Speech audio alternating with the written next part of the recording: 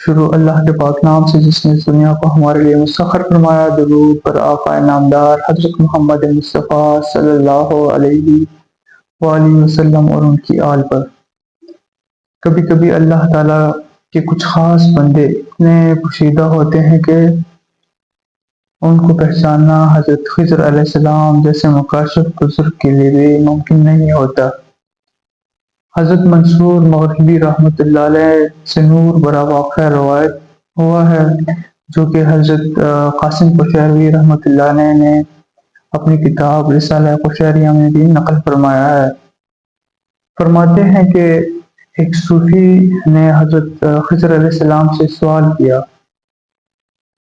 کہ کیا آپ نے کسی کو خود سے بلند مقام پر پایا، اپنے سے بلند مقام پر پایا؟ تو حضرت خضر علیہ السلام نے فرمایا، مدینہ منورہ میں حضرت عبدالرزاق بن حمام رحمۃ اللہ علیہ احادیث بیان فرما رہے تھے۔ لوگ ادب سے سن رہے تھے، لیکن میں نے ایک نوجوان کو دیکھا جس نے اپنے سر کو اپنے گھٹنوں پر رکھا ہوا تھا، اور یہ نوجوان الگ ہی عالم میں مبہوت تھا، کسی اور دنیا میں غرق تھا۔ اس کا وجود تو اسی جگہ پر تھا، لیکن اس کا باطن کہیں اور تھا۔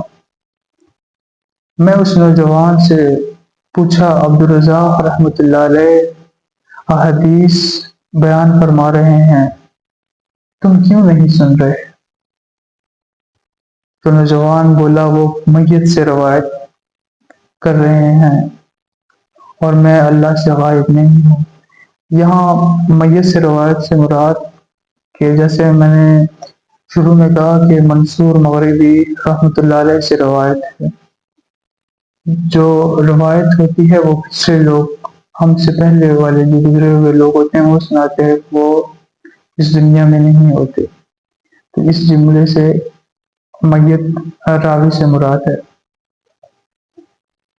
تو نوجوان نے کہا کہ میں اللہ سے غائب نہیں ہوں اور وہ میت سے روایت کر رہے ہیں۔ یہ نوجوان اس مقام پر تھا جہاں بندہ ہر وقت اللہ کی حضوری میں ہوتا ہے، جہاں ظاہر سے باطن تک کا سفر مکمل ہو چکا ہوتا ہے۔ یہ مقام حضور قلب ہے، جہاں کوئی واسطہ نہیں، صرف قرب ہی قرب ہے۔ تو حضرت خضر علیہ السلام نے فرمایا، میں اس نوجوان سے کہا، اگر یہ بات سچ ہے تو پھر یہ بتاؤ میں کون ہوں؟ تو نوجوان بولا، آپ میرے بھائی حضرت العباس خضر علیہ السلام ہیں۔ تب حضرت خضر علیہ السلام نے فرمایا، اسی لمحے مجھے علم ہوا کہ اللہ کے کچھ ایسے بندے بھی ہوتے ہیں جسے ہم جیسے اہل کشف بھی نہیں پہچان سکتے، اور یہ مجھ سے مقام میں بھی بلند ہے۔ یہی اللہ کے گمنام ولی جو ظاہری حلقوں میں نہیں باطنی قربت میں زندہ ہوتے ہیں۔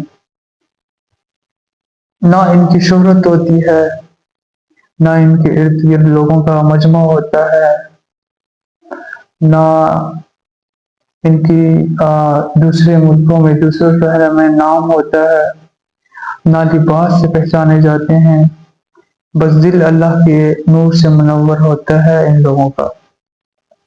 اس لیے صوفیہ نے فرمایا، کسی کے حال کو نہ دیکھو، ممکن ہے کہ وہ اللہ کا ولی ہو۔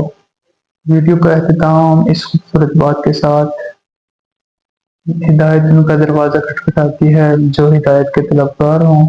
اگلی ویڈیو تک کے لیے اللہ حافظ۔